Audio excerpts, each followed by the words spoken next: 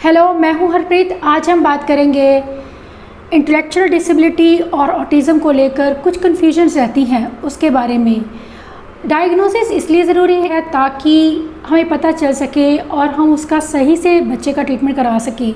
अगर हमें कोई कन्फ्यूजन लेकर, क्योंकि कई बार जो अर्ली चाइल्डहुड में बच्चों के ऑटिज़म के सिम्टम्स रहते हैं और जो इंटेलेक्चुअल डिसेबिलिटी के रहते हैं लगभग सेम रहते हैं। कम्युनिकेशन को लेकर डिफ़िकल्टीज़ होना, लर्निंग को लेकर डिफ़िकल्टीज़ होना, डेवलपमेंटल डिलेड होना, ये सब सिम्टम्स ऑटिज़म और इंटेलेक्चुअल डिसेबिलिटी दोनों में रहते हैं। इसे हम कहते हैं कि शेयर्ड सिम्टम्स। कुछ ऐसे शेयर्ड सिम्टम्स हमें जानने की ज़रूरत रहती है, उसके बारे में भी बात करूँगी। लेकिन यह कहना चाहूँगी कि कई बार डॉक्टर्स भी डायग्नोज सही से कर नहीं पाते हैं कि कुछ ऐसे इनके सिम्टम्स रहते हैं जो अगर बच्चे को सीवियर ऑटिज़म है या फिर बच्चे को इंटेलेक्चुअल डिसेबिलिटी है, उसमें बहुत कन्फ्यूज़न रहता है डॉक्टर्स को। कई बार पेरेंट्स भी जज नहीं कर पाते हैं कि बच्चे को क्या प्रॉब्लम है, इसलिए उसे ध्यान से समझना और जानना कि क्या इनमें डिफरेंस है, उसे समझना बहुत ज़रूरी है। सबसे पहले मैं बताऊंगी कि क्या ऑटिज़म क्या होता है। ऑटिज़म एक न्यूरो बिहेवियर डिसऑर्डर है जिसमें मुख्य रूप से बच्चों की ब्रेन की फंक्शनिंग अफेक्ट होती है। इसमें बच्चों को कम्युनिकेशन को लेकर डिफ़िकल्टीज होती है। जो सबसे ज़्यादा अफेक्ट होता है उनका सोशल एरिया होता है।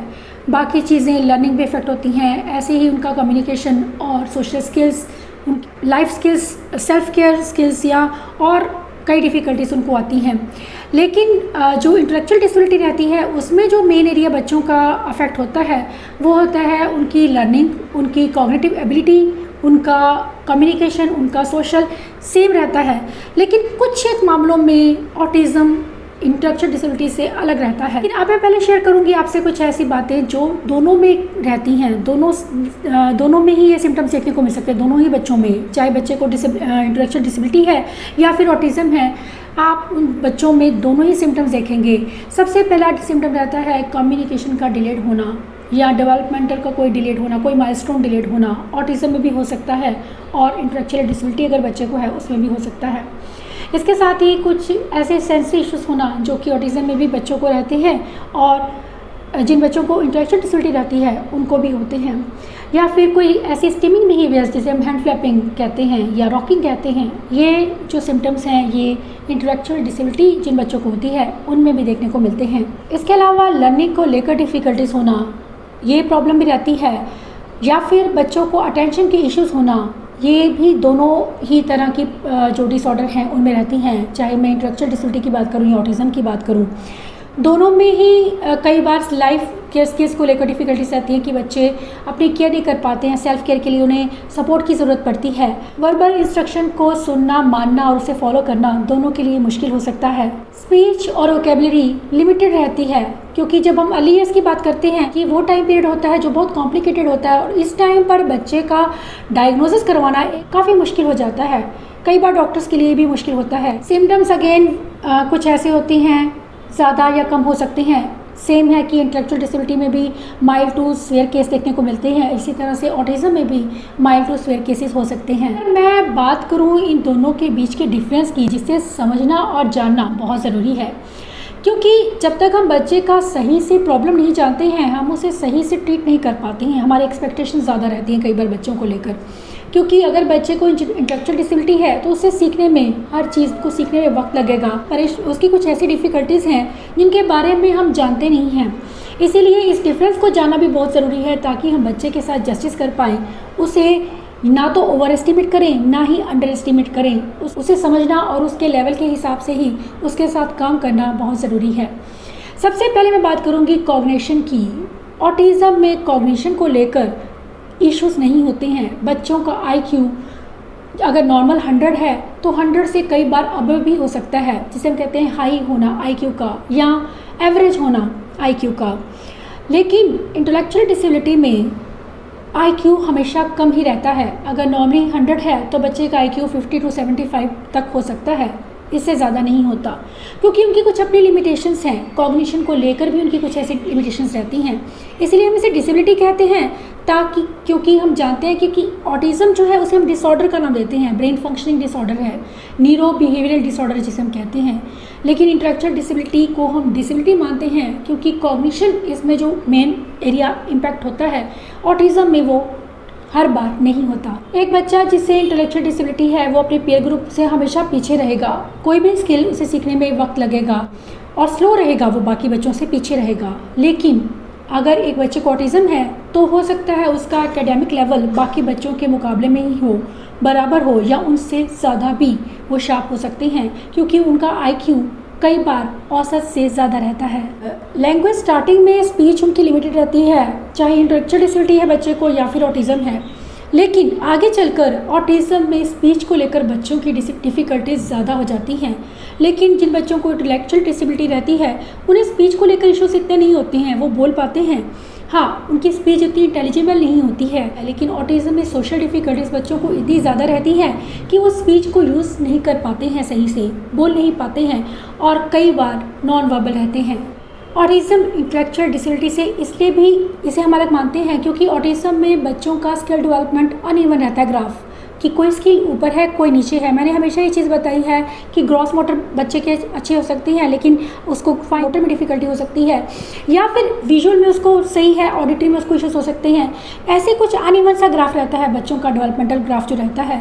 लेकिन जिन बच्चों को इंटेलेक्चुअल डिसेबिलिटी रहती है उनका ग्राफ इवन रहता है। ग्राफिक प्रेजेंटेशन के साथ में बताऊँगी कि क्या फ़र्क रहता है, क्या डिफरेंस रहता है ऑटिज़म, इंटेलेक्चुअल डिसेबिलिटी और ये न्यूरोटिपिकल बच्चों का ग्राफ।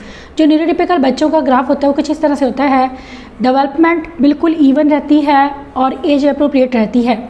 लेकिन इंटेलेक्चुअल डिसेबिलिटी में ग्राफ नीचे रहता है, चाहे वो कोई भी स्किल है, उनका अटेंशन स्पैन है या फिर उनका स्पीच है या उनके सोशल स्किल्स हैं या फिर मैं कम्युनिकेशन या लैंग्वेज की बात करूं या फिर उनके ग्रॉस मोटर या फाइन मोटर स्किल्स हैं।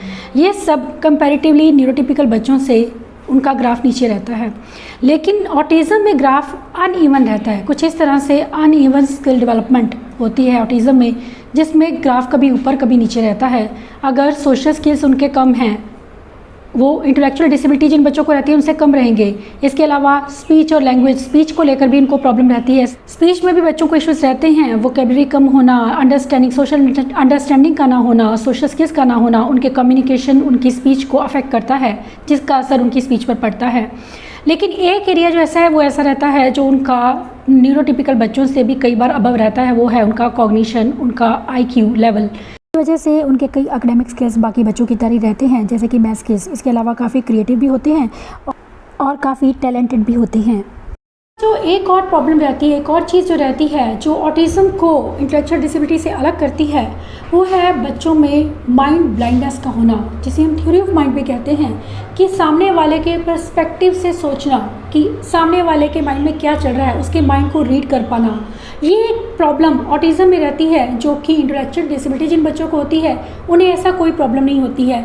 इसे हम इमोशनल डेवलपमेंट का एक हिस्सा मानते हैं कि बच्चे दूसरों के पर्सपेक्टिव से सोचना, दूसरों की इमोशन को समझना वो नहीं कर पाते हैं, जो कि जिन बच्चों को इंटेलेक्चुअल डिसेबिलिटी रहती है उन्हें ऐसा कोई इशू नहीं होता है।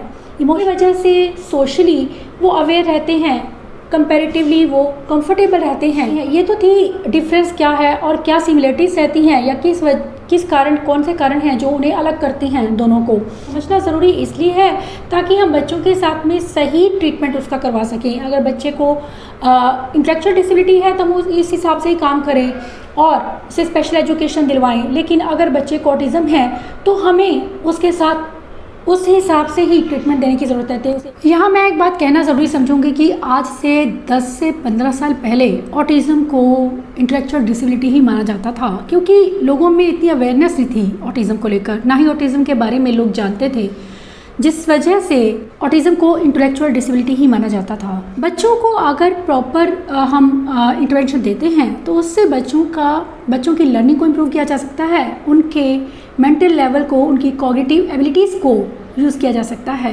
क्योंकि कई बार बच्चों का IQ नॉर्मल से अबव रहता है। यहाँ पर मैं बात करूँगी ट्रीटमेंट की। अगर बात करें हम ऑटिज़म और इंटेलेक्चुअल डिसेबिलिटी दोनों तरह के बच्चों के बारे में, तो ट्रीटमेंट में थोड़ा फ़र्क रहता है। दोनों के लिए ही अर्ली इंटरवेंशन इम्पॉर्टेंट है, दोनों में ही उनमें काफ़ी इम्प्रूवमेंट देखने को मिलती है अगर हम बच्चों के साथ में बच्चों को अर्ली इंटरवेंशन की फैसिलिटी दी जाए तो। लेकिन ऑटिज़म में ये चांसेस थोड़े ज़्यादा ब्राइट इसलिए रहते हैं क्योंकि बच्चों का कॉग्निशन अच्छा रहता है और बच्चे कोई भी स्किल जल्दी लर्न कर पाते हैं। लेकिन इंटेलेक्चुअल डिसेबिलिटी जिन बच्चों को रहती है उनका जो एबिलिटी है वो लिमिटेड रहती हैं, जिसकी वजह से उनमें उतनी इम्प्रूवमेंट के चांसेस नहीं रहते जितने कि ऑटिज़म में रहते हैं। इसके अलावा स्पीच को लेकर जो इश्यूज़ होते हैं, ऑटिज़म में स्पीच को लेकर बहुत अधिक इश्यूज़ रहते हैं, जिसकी वजह से कई बार बच्चे तो नॉन वर्बल भी हो सकते हैं। लेकिन जिन बच्चों को इंटेलेक्चुअल डिसेबिलिटी रहती है वो बच्चे नॉन वर्बल नहीं होते हैं, उनमें स्पीच होती है, लेकिन हाँ वो इतनी इंटेलिजिबल नहीं होती है, या मैं यूँ कहूँ कि एज अप्रोप्रिएट कम्युनिकेशन स्किल्स उनमें डेवलप नहीं हो पाते। थर्ड जो एक मेन एरिया रहता है जो इन सब चीज़ों को अफेक्ट करता है वो है सोशल स्किल्स। सोशल स्किल्स में ऑटिज़म में बच्चों को काफ़ी डिफ़िकल्टीज होती हैं, जितनी कि इंटेलेक्चुअल डिसेबिलिटी में नहीं होती। बच्चे सोशली देखते हैं, दूसरों को अटेंशन दे पाते हैं, कोई क्या कह रहा है। अगर 4-5 बच्चों के ग्रुप में एक टीचर बैठी है तो बच्चे टीचर को देख सकते हैं, नोटिस करते हैं। लेकिन ऑटिज़म में डिफ़िकल्टी ये रहती है कि बच्चों का अटेंशन लेने के लिए हमें उनके साथ में इंडिविजुअल सेशन की ज़रूरत होती है ताकि बच्चे हमें देखें, जिस वजह से ABA थेरेपी बच्चों के लिए गोल्डन थेरेपी मानी गई है। इंटेलेक्चुअल डिसेबिलिटी में ये प्रॉब्लम नहीं होती है, बच्चों को आई कांटेक्ट को लेकर कोई इशू नहीं होता है, बच्चे पूरी तरह से ध्यान दे पाते हैं, जब टीचर बोल रही है वो ध्यान देते हैं, इसीलिए उन्हें इतना इस चीज़ से फ़र्क नहीं पड़ता है। लेकिन अगर ऑटिज़म में 4-5 बच्चों को हम इकट्ठा बिठा देते हैं और काम करवाते हैं तो चांसेस बहुत कम रहते हैं इम्प्रूवमेंट के, क्योंकि बच्चे वो चीज़ें जो जिनके लिए उन्हें इंडिविजुअल अटेंशन चाहिए, जो बच्चे आपको देख ही नहीं रहे हैं, वो नहीं सीख पाएंगे। ऐसे में ज़रूरी है कि हम बच्चों का ध्यान अपनी तरफ खींचें, कि वो हमें देखें ताकि वो हमसे सीखें। और इसके लिए ज़रूरी होता है बच्चों को ABA थेरेपी दिलवाना, वो सर्विसेज देना, उनको वो ट्रीटमेंट देना जो उनके लिए ज़रूरी है, उनकी प्रोग्रेस के लिए, उनकी बेटर फ्यूचर के लिए। ये दोनों ही डिसऑर्डर्स, चाहे मैं ऑटिज़म की बात करूँ या इंटेलेक्चुअल डिसेबिलिटी की बात करूँ, दोनों में ही प्रोग्रेस के चांसेस होते हैं अगर इन पर पूरी तरह से ध्यान दिया जाए। बच्चे काफ़ी हद तक चीज़ों को सीखते हैं, लेकिन फिर भी मैं यही कहूँगी कि इंटेलेक्चुअल डिसेबिलिटी में हम कुछ बच्चों से बहुत ज़्यादा एक्सपेक्टेशंस नहीं रख पाएंगे, क्योंकि बच्चों की कुछ अपनी लिमिटेशंस हैं जिन्हें हमें रिस्पेक्ट करने की ज़रूरत होती है। सिम्टम्स के ओवरलैप होने की वजह से डॉक्टर्स भी कई बार मिस्टेक कर जाते हैं डायग्नोस करने में बच्चों को। कई बार ऐसा होता है कि बच्चे को दोनों कंडीशंस साथ में होती हैं, जिसे हम कोमॉर्बिडिटी भी कहते हैं, कि ऑटिज़म के साथ में इंटेलेक्चुअल डिसेबिलिटी का होना। दोनों के सिम्टम्स इतने ओवरलैप करते हैं कि डॉक्टर्स भी कई बार अक्सर एक को मिस कर जाते हैं डायग्नोस करना। अगर दोनों चीज़ें इकट्ठी हैं बच्चे में, तब अक्सर या तो उसे ऑटिज़म का डायग्नोस मिलता है या फिर बच्चे को इंटेलेक्चुअल डिसेबिलिटी का डायग्नोसिस मिलता है। बच्चों को सही डायग्नोस मिलना बहुत ज़रूरी है, इस बात का हमें ध्यान देने की ज़रूरत है। हमें खुद से उन सिम्टम्स को ऑब्जर्व करने की ज़रूरत है कि कहीं हमारे बच्चे में कोई ऐसी चीज़ तो नहीं है, कोई ऐसी प्रॉब्लम तो या इशू तो नहीं है, या उसे कोई ऐसी डिफ़िकल्टी तो नहीं है जिसकी वजह से हमारे बच्चे उस हिसाब से नहीं सीख पा रहे हैं। सब चीज़ों को समझने के बाद हम बच्चों के साथ में सही से जस्टिस कर पाएंगे, उन्हें सही से ट्रीटमेंट दिलवा पाएंगे कि हमारे बच्चे को एक्चुअली किस चीज़ की ज़रूरत है। स्पेशल एजुकेशन ही क्या उसके लिए काफ़ी है या उससे ज़्यादा उसे चाहिए। उनकी नीड्स के अकॉर्डिंग उन्हें थेरेपीज देना बहुत ज़रूरी है ताकि उनके प्रोग्रेस को, ग्राफ को डेवलप किया जा सके और उनकी लाइफ को बेटर बनाया जा सके। कई बार ऑटिज़म के साथ में कोई एक और कंडीशन भी रहती है जिसे हम कोमॉर्बिड कंडीशन कहते हैं, जैसे कि एपिलेप्सी होना जिसके चांसेस 30% होते हैं, इंटेलेक्चुअल डिसेबिलिटी जिसके चांसेस 50 to 80% और ADHD जिसके चांसेस 20 to 85% तक रहते हैं, जो कि सबसे अधिक रहते हैं ऑटिज़म के साथ। अब लास्ट और बट नॉट द लीस्ट, लेकिन एक बात कहना चाहूँगी कि ऑटिज़म इंटेलेक्चुअल डिसेबिलिटी नहीं है, और इसे कुछ लोग इसे इंटेलेक्चुअल डिसेबिलिटी मानते हैं, जबकि ये इंटेलेक्चुअल डिसेबिलिटी से अलग है, क्योंकि इसमें बच्चों की लर्निंग की कैपेसिटी रहती है। बच्चे सीख सकते हैं, उन्हें सीखने में कोई परेशानी नहीं है, उनका कॉग्निशन अच्छा है, उनका IQ अच्छा है, इसीलिए उनके स्किल को, ग्राफ को हम ऊपर उठा सकते हैं। लेकिन जिन बच्चों को इंटेलेक्चुअल डिसेबिलिटीज़ रहती हैं, उनकी लर्निंग की कुछ लिमिटेशंस रहती हैं जिन्हें रिस्पेक्ट करना हमें ज़रूरी है। ऐसे में हमें ज़रूरत है बच्चों की नीड्स को समझने की और उसके अकॉर्डिंग ही उन्हें काम करवाने की, तब ताकि हम उनके फ्यूचर को बेटर बना सकें। Thanks for watching.